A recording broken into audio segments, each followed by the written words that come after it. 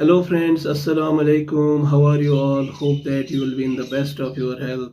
This is Dr. Manzoor Ahmed Sheikh. I welcome all of you to learn and grow.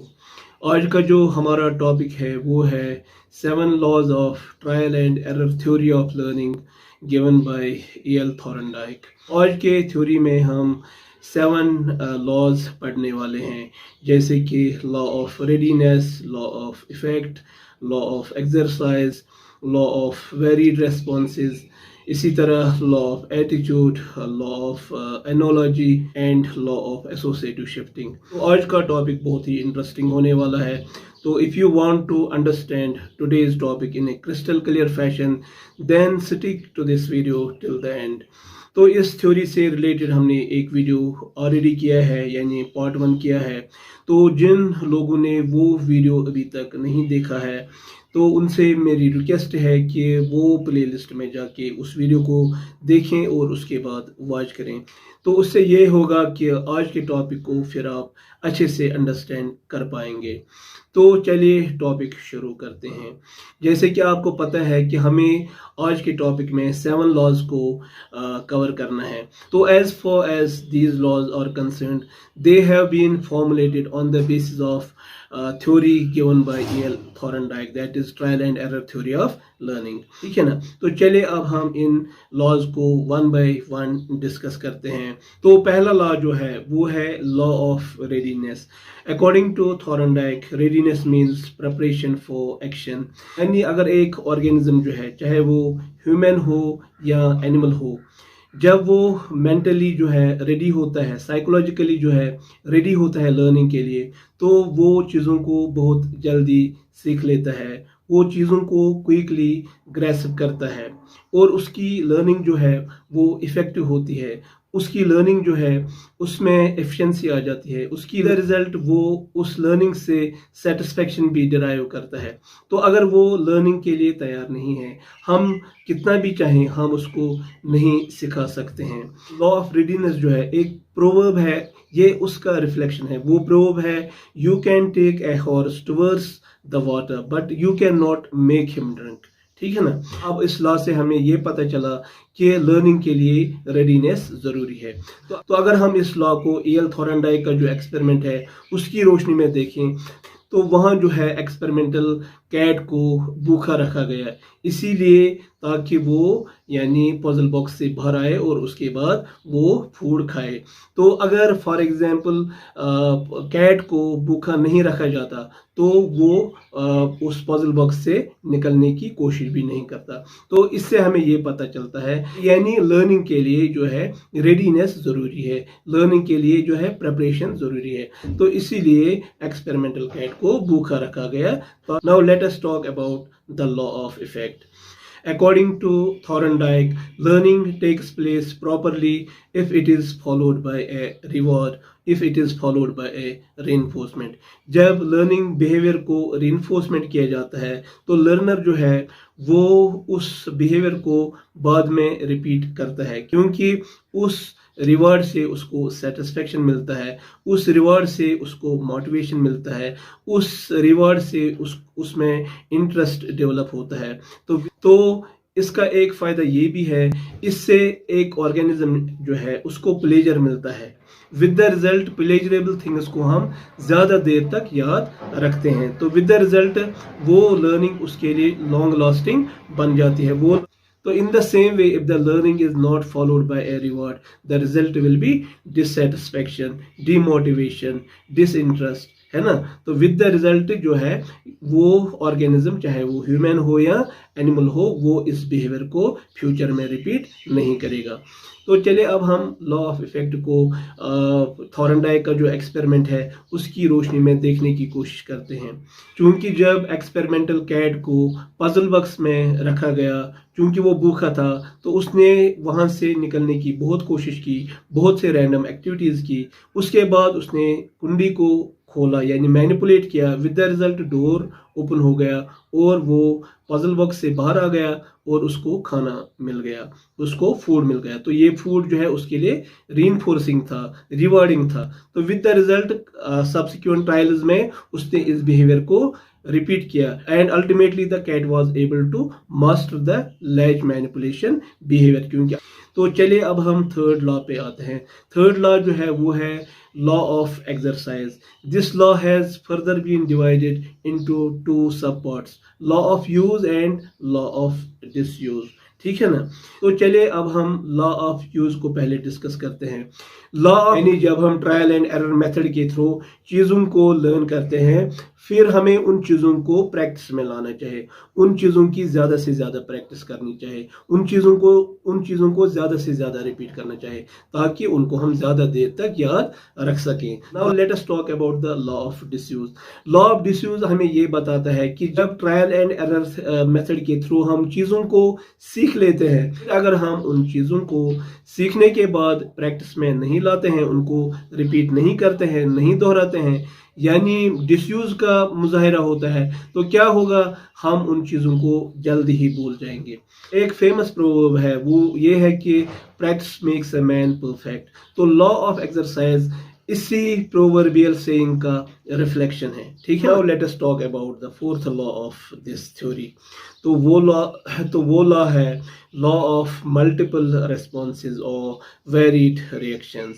तो इस law के हिसाब से एक ऑर्गेनिज्म को जब एक नई सिचुएशन का सामना होता है, एक नए प्रॉब्लम का सामना होता है, तो वो ऑर्गेनिज्म जो है he comes up with A multiple responses, he comes up with A varied number of responses till he arrives eight A correct response, till he arrives eight A correct solution. ठीक है ना। For example, जब Thomas Alva Edison ने electric bulb को invent किया, it was only possible after 9,999 trials that he was in a position to make an electric bulb। यानी जब 10,000वीं trial थी, उस टाइम वो इलेक्ट्रिक बल्ब को इन्वेंट करने में कामयाब हो गया। तो उस थॉमस अल्वा एडिसन की जो ये एग्जाम्पल है, ये लॉ ऑफ मल्टीपल रेस्पॉन्स और वेरिड रिएक्शंस का एक रिफ्लेक्शन है, ये इसका एक प्रूफ है। ठीक है ना। तो चलिए अब हम लॉ ऑफ मल्टीपल रेस्पॉन्सेज और वेरिड रिएक्शंस को एल थॉर्नडाइक के एक्सपेरिमेंट की रोशनी में समझने की कोशिश करते हैं। तो ये मान लीजिए कि एक्सपेरिमेंटल कैट जो है उसको 10 ट्रायल्स लग गए, यानी लैच मैनिपुलेशन बिहेवियर को मास्टर करने में, यानी इस तरह जो है उसने 10 वेरिड रेस्पॉन्सेज दिए। तो इस तरह अल्टीमेटली 10th ट्रायल पे जो है उसने यानी लैच मैनिपुलेशन बिहेवियर को मास्टर किया। क्योंकि 10th ट्रायल पे जो ही हमने उस एक्सपेरिमेंटल कैट को पजल बॉक्स में डाला, उसने डायरेक्टली लैच को मैनिपुलेट किया, कुंडी को मैनिपुलेट किया और दरवाजा खुल गया और वो पजल बॉक्स से बाहर आया और इस तरह उसने फूड खा लिया। ठीक है ना। तो this is all about law of multiple responses और वेरिड रिएक्शंस। ठीक है। Now let us talk about the fifth law of this theory. Fifth law जो है वो है law of attitude. According to L Thorndike, a learner performs the task properly if he has developed a healthy attitude towards that task, if he has developed a positive attitude towards that task। For example 10th standard का एक बच्चा है, तो हम उससे कहते हैं कि what is your aim in life, what is your goal in life. तो वो हमें बताता है कि I want to become a civil servant. तो हम उससे कहते हैं कि why you want to become a civil servant. तो वो जवाब में कहता है कि मैं सिविल सर्वेंट इसलिए बनना चाहता हूँ कि I will get an opportunity to serve my nation, I will get an opportunity to serve my society. और वो ये कहता है कि it is also a respectable job. तो इसके अलावा वो ये कहता है कि सिविल सर्वेंट बनने के बाद हमें ये अपॉर्चुनिटी मिलेगी कि हम अपने आप को भी ग्रो करेंगे और अपने नेशन को भी ग्रो कर पाएंगे, और इसके अलावा हमें हैंडसम सैलरी भी मिलती है। तो इस स्टूडेंट का ये जवाब जो है ये पॉजिटिव एटीट्यूड को बताता है, ये हेल्दी एटीट्यूड को बताता है। तो हेल्दी एटीट्यूड का फ़ायदा ये है, जब हम किसी चीज़ के बारे में हेल्दी एटीट्यूड डेवलप करते हैं, पॉजिटिव एटीट्यूड डेवलप करते हैं, तो फिर हमें उस काम को परफॉर्म करने में आसानी हो जाती है। हम उस काम को या उस टास्क को इफेक्टिवली परफॉर्म कर सकते हैं। इस तरह जो ये माइंडसेट है इस स्टूडेंट का, ये इसको अपना गोल जो है उसको अचीव करने में मदद देगा, क्योंकि हमारा एटीट्यूड जो है ना वही हमारे ऑल्टीट्यूड को डिटरमाइन करता है। Now let us talk about the sixth law of this theory. Sixth law जो है वो है लॉ ऑफ एनोलॉजी। तो चलिए अब हम लॉ ऑफ एनोलॉजी को एक एग्जाम्पल से समझने की कोशिश करते हैं। मान लीजिए कि आपके पास एक स्मार्टफोन है और आप पिछले 5 सालों से उस फ़ोन को यूज़ कर रहे हैं। तो अब आपके पास इस फ़ोन का अच्छा नो हाउ है कि इसको कैसे चलाना है, इसके फीचर्स क्या हैं, इसकी फंक्शनैलिटीज़ क्या हैं, कैसे इसको ऑपरेट करना है, तो इसके इन्स एंड आउट्स आपको पता है, ठीक है ना। तो मान लीजिए आपको एक आइडिया आया कि नहीं, अब मुझे लैपटॉप भी अपने लिए खरीदना चाहिए, तो अब आपने लैपटॉप भी खरीदा। तो अब मेरा आपसे क्वेश्चन ये है कि क्या स्मार्टफोन का जो आपके पास एक्सपीरियंस है, क्या वो किसी तरह आपको लैपटॉप चलाने में, लैपटॉप को ऑपरेट करने में मदद देगा कि नहीं देगा? नेचुरली देगा, क्योंकि लैपटॉप और वो स्मार्टफोन जो है इसमें कुछ पार्शियल कॉमनैलिटीज़ हैं, कुछ पार्शियल कॉमनैलिटीज़ हैं। जैसे कि स्मार्टफोन में भी कीबोर्ड होता है, लैपटॉप में भी कीबोर्ड होता है। इसी तरह स्मार्टफोन में भी फॉर एग्जांपल मॉनिटर होता है, तो लैपटॉप में भी मॉनिटर होता है। स्मार्टफोन के थ्रू हम बहुत सारी चीज़ों को लोगों के साथ शेयर कर सकते हैं। इसी तरह लैपटॉप के थ्रू भी हम चीज़ों को लोगों के साथ शेयर कर सकते हैं। तो यानी कुछ चीज़ें मुश्तरक हैं दोनों में, स्मार्टफोन में भी और लैपटॉप में भी।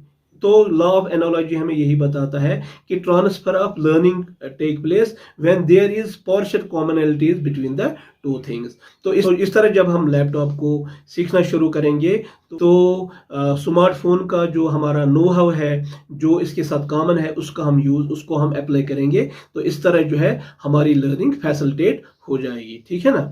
तो ये हमें लॉ ऑफ एनोलॉजी बताता है, ठीक है ना। तो चलिए अब हम लास्ट लॉ पे आते हैं, that is law of associative shifting. तो लॉ ऑफ एसोसिएटिव शिफ्टिंग जो है ये बहुत ही इंपॉर्टेंट लॉ है इस सेंस में कि यही वो लॉ है जो क्लासिकल कंडीशनिंग के लिए बेस बना। जो लॉ ऑफ एसोसिएटिव शिफ्टिंग हमें ये बताता है कि कोई भी रेस्पॉन्स जिसको लर्न किया जा सकता है तो उसको हम किसी भी स्टिमुलस के साथ लिंक कर सकते हैं, एसोसिएट कर सकते हैं, ठीक है ना।